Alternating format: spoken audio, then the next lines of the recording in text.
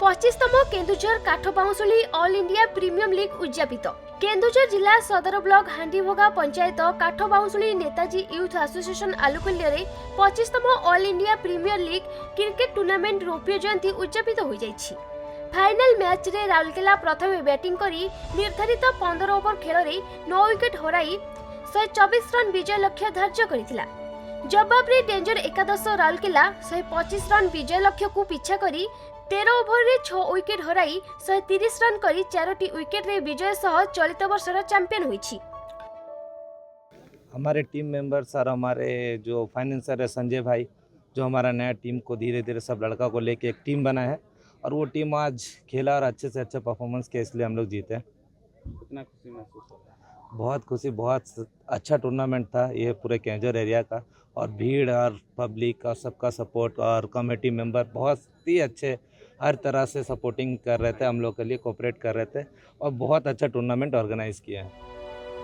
मुख्य अतिथि रूपे शिल्प मंत्री संपत चंद्र स्वाई जोग देथिबा बेले ओडिया चलचित्र जगतर नायिका शिवानी संगीता और एलिना सामंतराय जोग देई चैंपियन दल को 1 लाख टंकार ट्रॉफी सहित रनर्स अप दल को 70,000 टंका सहित ट्रॉफी पुरस्कृत करथिले।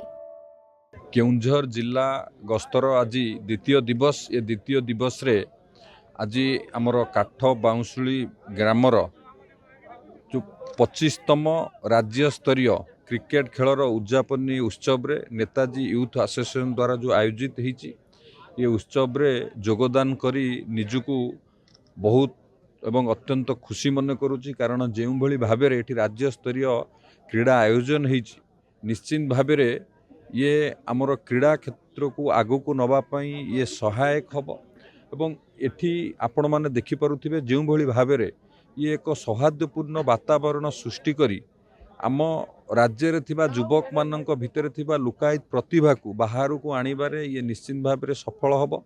आज दीर्घ 24 वर्ष पर नेताजी यूथ एसोसिएशन 25 वर्ष पदार्पण करी तार silver jubilee all India Kathabaunsuli premier league KPL आज से पालन करुच्ची।